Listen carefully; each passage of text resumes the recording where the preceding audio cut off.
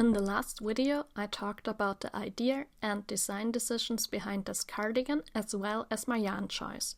Today I want to walk you through the numbers, show the cast on and shape the top of the cardigan until the sleeves are separated, including a few issues that came up along the way. Since I already know this yarn from previous projects, I went straight into calculating my stitches. I wanted the neckline to be a little bit wider as the button band will be added later on, so I chose a width of about 20 centimeters. This is one of those choices that really affect the overall look, even though it seems very minor at this stage. I prefer my cardigans with a slight V-neck shape, which meant starting the fronts very small and increasing them not only along the shoulder seam but also along the front edge. For the contiguous method, you technically only need one stitch for the shoulder seam, but I decided to use 2 stitches so I could add a small cable detail.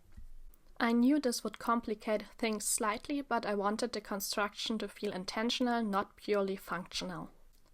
In total, I cast on 42 stitches, 36 of them for the back. Because of the setup, the shoulder seam or increase line, however you want to call it, ended up being shorter than usual. For a good fit, it should only reach about the shoulder joint. You can usually find that point by lifting your arm, or, as some people suggest, by using the position of your bra strap. As planned, I also added short rows. I worked 3 short row sets focused mainly on the back, with the last one reaching into the fronts. Short rows are one of those elements I almost never skip anymore, because they make such a difference in how the garment sits on the body. That's where the first issue became noticeable. The increase line along the shoulder seam didn't look very even, and at first I assumed I had made a mistake with the increases. I usually prefer lifted increases, but since I was increasing every row, that wasn't really an option. Instead, I increased from the cross thread, something I'm not very used to and never quite remember which direction is which. I even had to write it down on some point and look it up like almost every row I knitted. On top of that, the double stitches I used for the short rows were very visible in this yarn, so I decided to frog everything and start all over again. This was one of those moments where I had to remind myself that frogging is part of the design process, not a failure. This time I switched to the shadow wrap method for the short rows, which worked perfectly. Interestingly, the issue along the shoulder seam didn't disappear. It looked pretty much the same. As I continued knitting, I noticed that the seam looked much more even once I opened up the shoulders and stopped the cable.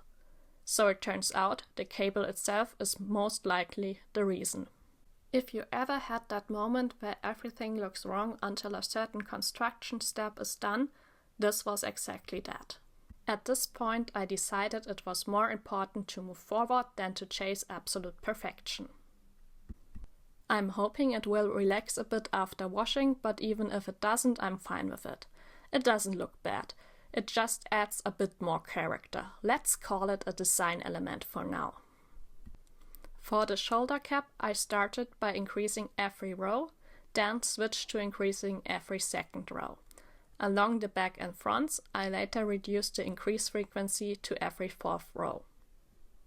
I had calculated that I would need around 56 stitches for each sleeve, but I didn't calculate exact stitch numbers for the back and fronts, instead I adjusted visually. This is probably the part where experience helps the most, knowing when to trust the numbers and when to trust your eyes. Since I needed about 20 centimeters before separating the sleeves, I made sure to do a fit check roughly halfway through.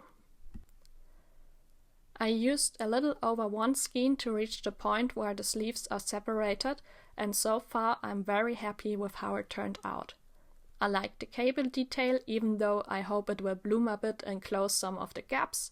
The fit looks good so far, and there seems to be enough room for the button band and for wearing something underneath, which kind of is essential for a cardigan. At this stage, I mainly care about whether it feels comfortable and balanced, and so far it does. Next up, I'll be working on the bust shaping and the sleeves. At the sleeve cuffs, it will be the first time I introduce the contrast color, and I'm really curious to see if it works as well in reality as it does in my head. That part is a bit of an experiment, so we'll see if it works out, or if I have to rethink it again.